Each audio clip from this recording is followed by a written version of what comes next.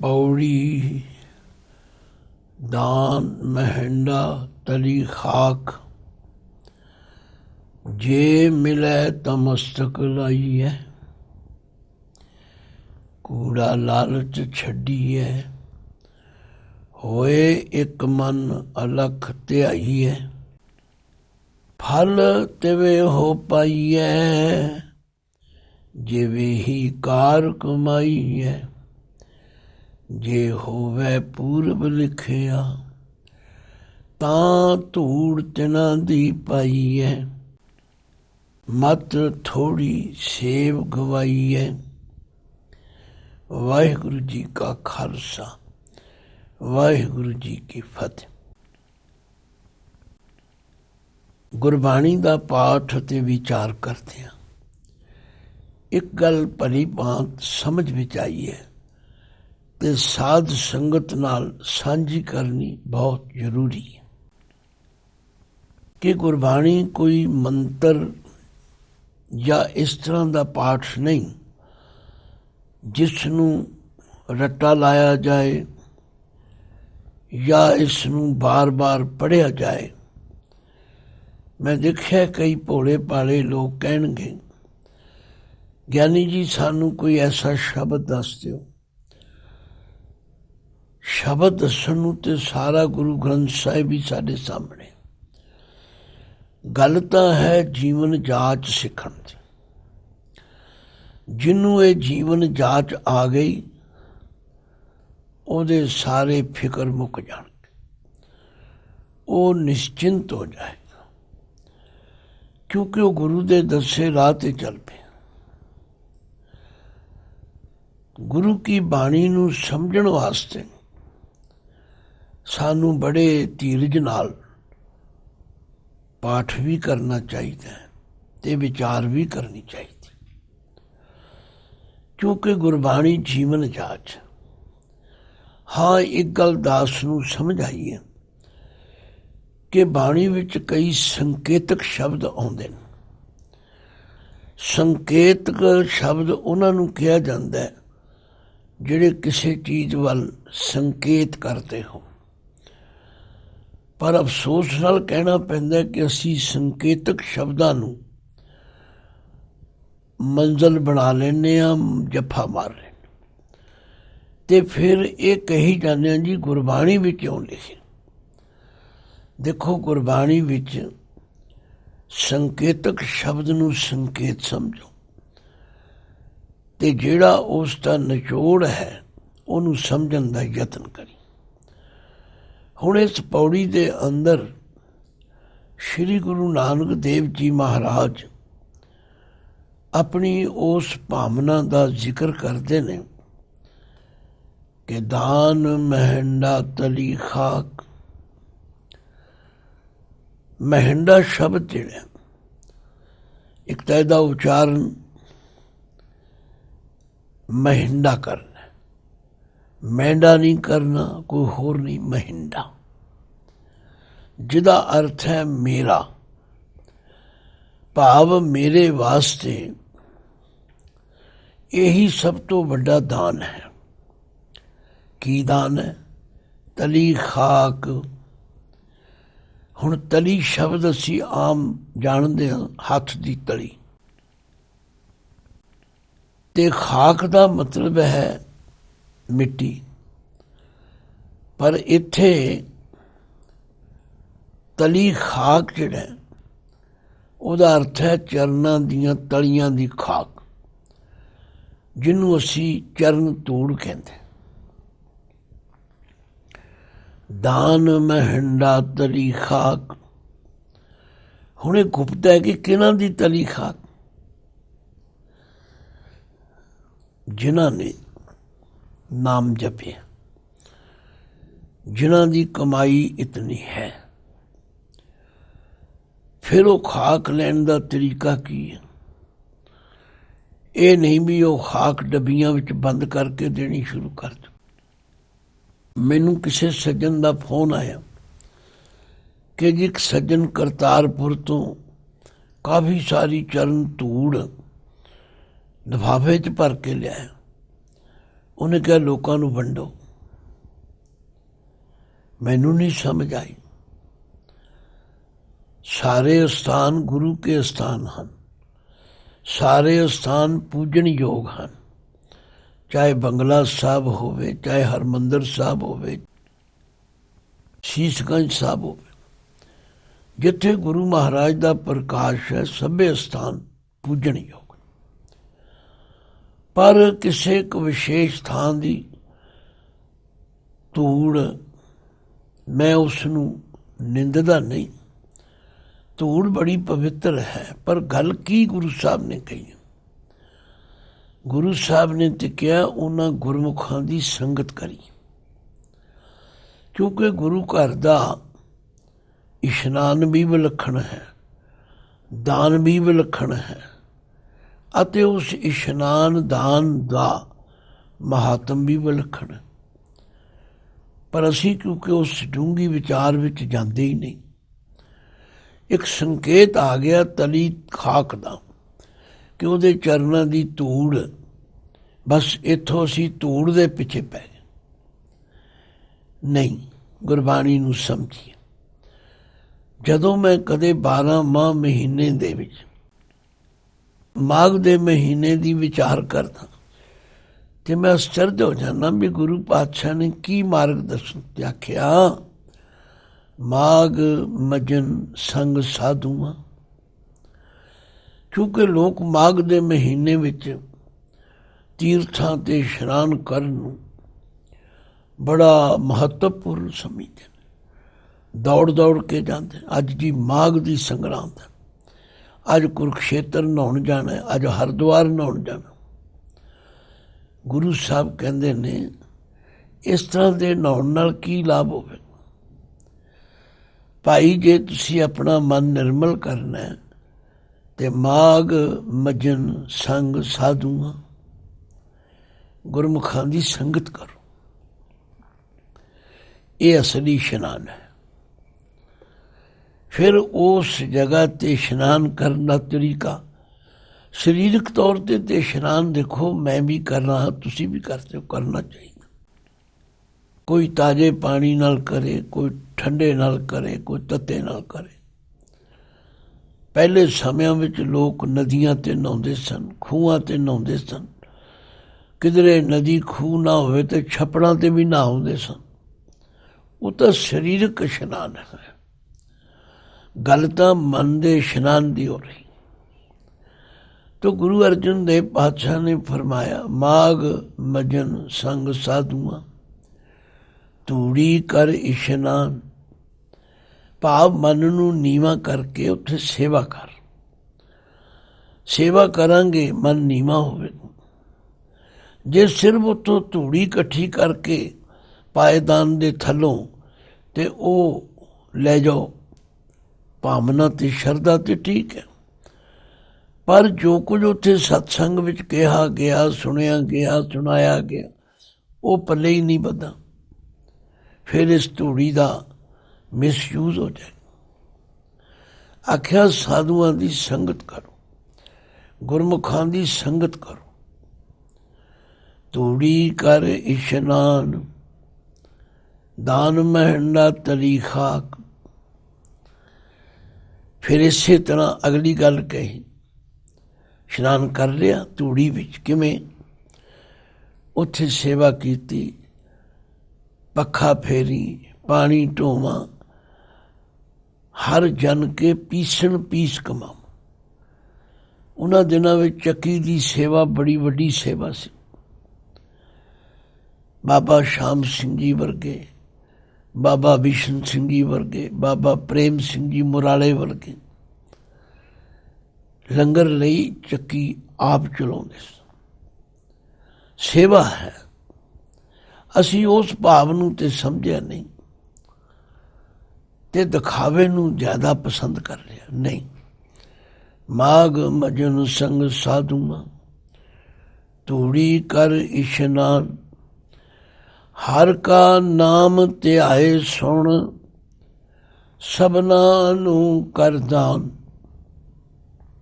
ਦੇਖੋ, ਗੁਰੂ ਘਰ ਦਾ ਇਸ਼ਨਾਨ ਵੀ ਵਿਲੱਖਣ ਹੈ ਤੇ ਗੁਰੂ ਘਰ ਦਾ ਦਾਨ ਵੀ ਵਿਲੱਖਣ ਹੈ। ਆਖਿਆ ਪਹਿਲਾਂ ਆਪ ਹਰੀ ਦਾ ਨਾਮ ਧਿਆਓ ਤੇ ਸੁਣੋ, ਫਿਰ ਸਭਨਾਂ ਨੂੰ ਕਰ ਦਾਨ। ਇਹ ਜਿਹੜਾ ਸਭਨਾ ਸ਼ਬਦ ਹੈ ਇਹਨੂੰ ਸਮਝੀਏ। ਉਧਰ ਤੇ ਕਿਹਾ ਜਾਂਦਾ ਸਿਰਫ ਬ੍ਰਾਹਮਣਾਂ ਨੂੰ ਦਾਨ ਕਰਨ, ਔਰ ਲੋਕ ਬਾਹਮਣਾਂ ਨੂੰ ਲੱਭਦੇ ਫਿਰਦੇ। ਇਸੇ ਤਰ੍ਹਾਂ ਸਾਡੇ ਵਿੱਚ ਵੀ ਦੇਖ ਦਿਖਾਵਾ ਚੱਲ ਪਿਆ। ਉੱਥੋਂ ਝੂੜ ਲੈ ਆਓ ਜੀ, ਉੱਥੋਂ ਧੂੜ ਲੈ ਆਓ, ਫਿਰ ਲੋਕਾਂ ਨੂੰ ਵੰਡੀ। ਜਿਹੜੀ ਗੱਲ ਗੁਰੂ ਸਾਹਿਬ ਨੇ ਕਹੀ ਉਹ ਅਸੀਂ ਸਮਝੀ ਨਹੀਂ। ਗੁਰੂ ਸਾਹਿਬ ਨੇ ਤੇ ਫਰਮਾਇਆ ਹਰ ਕਾ ਨਾਮ ਧਿਆਏ ਸੁਣ, ਸਭਨਾਂ ਨੂੰ ਕਰ ਦਾਨ। ਇਹ ਨਾ ਵੇਖ ਇਹ ਬਾਹਮਣ ਹੈ, ਇਹ ਭਾਈ ਜੀ ਹੈ, ਜਾਂ ਇਹ ਫਲਾਣੀ ਜਾਤ ਦਾ ਹੈ, ਜਾਂ ਫਲਾਣੀ ਬਰਾਦਰੀ ਦਾ ਹੈ।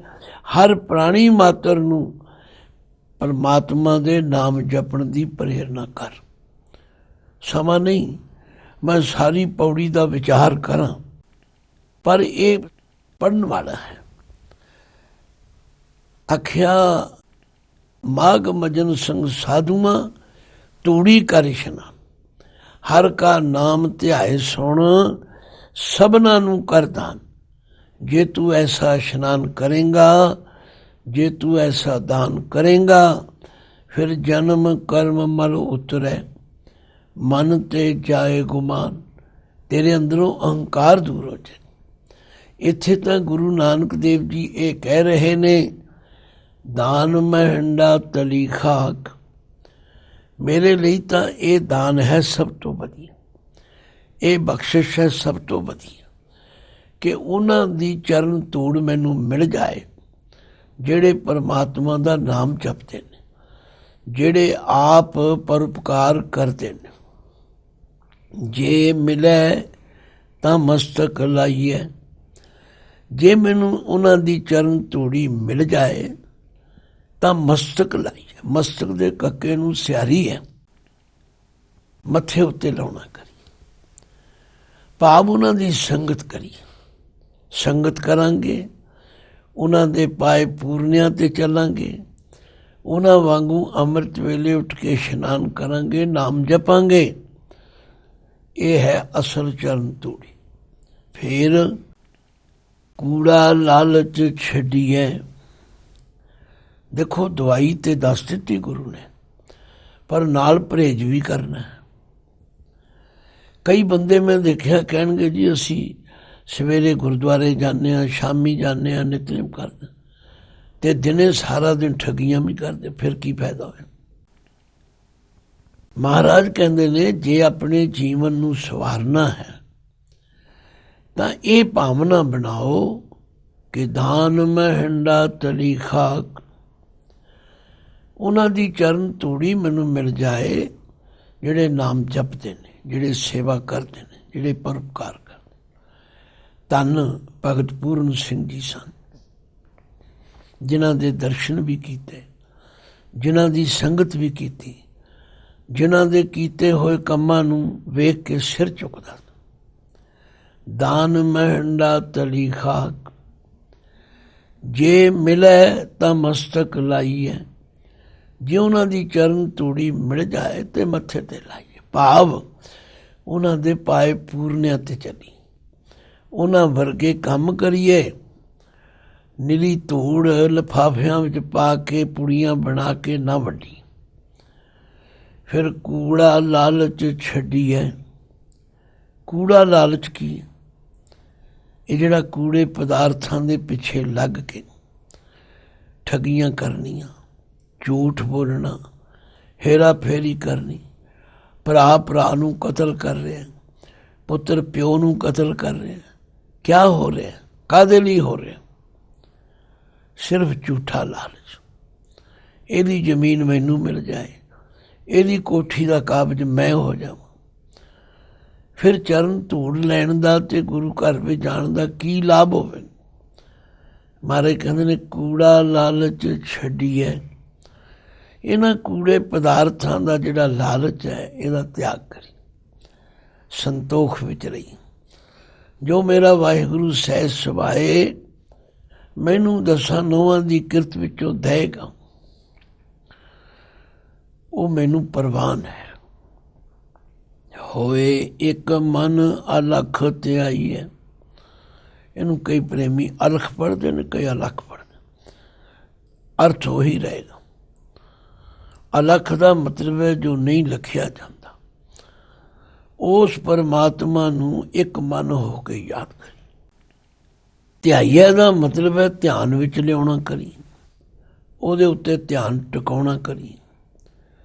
ਤੇ ਬਾਬਾ ਨਾਨਕ ਜੀ ਬਿਲਕੁਲ ਕੋਈ ਲਿਹਾਜ਼ ਨਹੀਂ ਕਰਦੇ, ਕਿਉਂਕਿ ਉਹਨਾਂ ਨੇ ਤੇ ਸੱਚ ਦਾ ਉਪਦੇਸ਼ ਦਿੱਤਾ।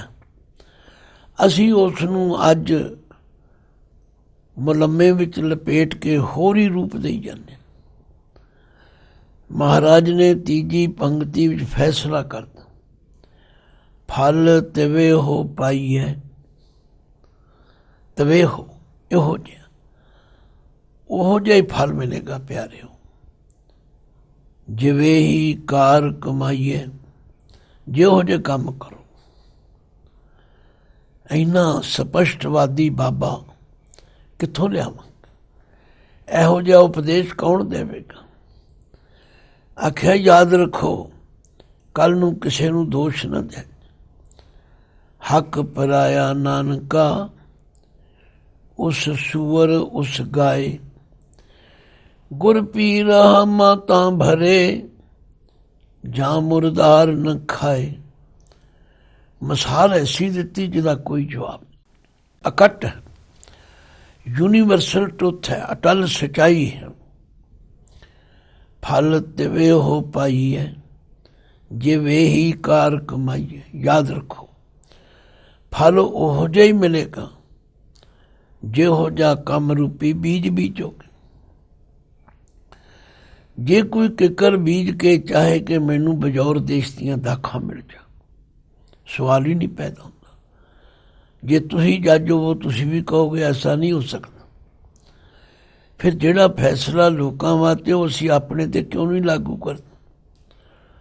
ਬਾਬਾ ਨਾਨਕ ਜੀ ਤੇ ਕਹਿੰਦੇ ਭਾਈ ਫਲ ਉਹੋ ਜਿਹਾ ਮਿਲੇਗਾ। ਪਰ ਭਗਤ ਜੀ ਨੇ ਕਿਹਾ ਫਰੀਦਾ ਲੋੜੈ ਦਾਖ ਬਿਜੋਰੀਆਂ, ਕਿੱਕਰ ਬੀਜੇ ਜੱਟ। ਹੰਡੈ ਉਨ ਕਤਾਇਂਦਾ, ਪੈਦਾ ਲੋੜੈ ਪੱਟ।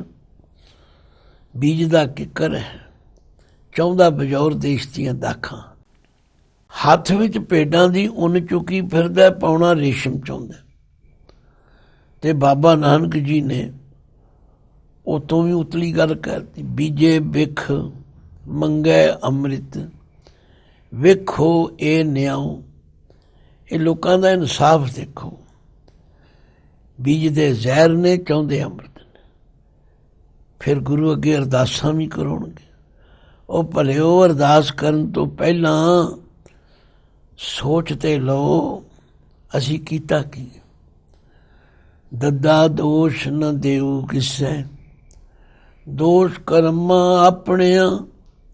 ਜੋ ਮੈਂ ਕੀਆ ਸੋ ਮੈਂ ਪਾਇਆ, ਦੋਸ਼ ਨ ਦੀਜੈ ਅਵਰ ਜਨਾ।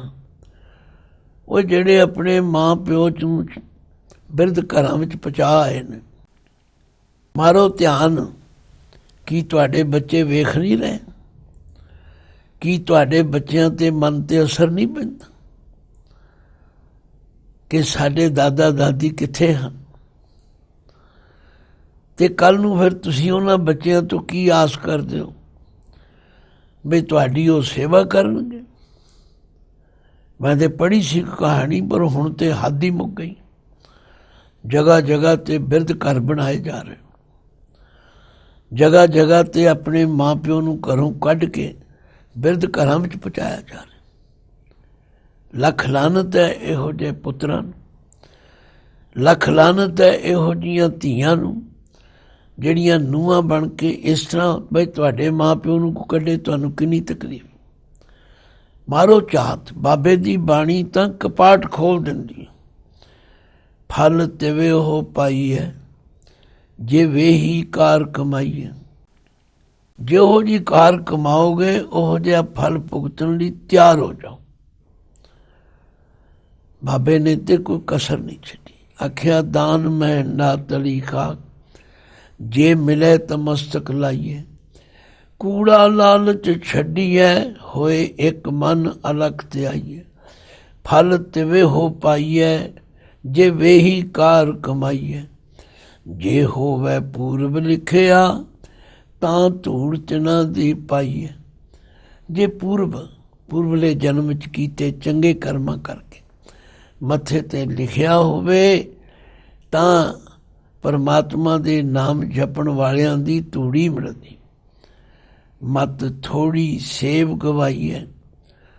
ਨਾਲ ਹੀ ਬਾਬੇ ਨੇ ਆਖਿਆ ਆਪਣੀ ਮਤ ਥੋੜੀ ਹੋਵੇ ਤੇ ਸੇਵਾ ਤੋਂ ਨਾ ਰੁਕੋ। ਕਿਧਰੇ ਕੀਤੇ ਹੋਏ ਸੇਵਾ ਦੇ ਜਿਹੜੇ ਫਲ ਗੁਣ ਨੇ ਗਵਾ ਨਾ ਲਿਓ। ਗੁਰੂ ਦੀ ਮੱਤ ਨੂੰ ਮੰਨ ਕੇ ਚੱਲੋ, ਨਾਮ ਜਪੋ, ਨਾਮ ਜਪਣ ਵਾਲਿਆਂ ਦੀ ਸੰਗਤ ਕਰੋ, ਆਪਣੇ ਬਜ਼ੁਰਗਾਂ ਦੀ ਆਦਰ ਮਾਣ ਸਤਿਕਾਰ ਕਰੋ। ਇਹ ਹੈ ਬਾਣੀ ਦਾ ਉਪਦੇਸ਼, ਇਹ ਹੈ ਬਾਣੀ ਦੀ ਸਿੱਖਿਆ। ਵਾਹਿਗੁਰੂ ਜੀ ਕਾ ਖਾਲਸਾ, ਵਾਹਿਗੁਰੂ ਜੀ ਕੀ ਫਤਿਹ।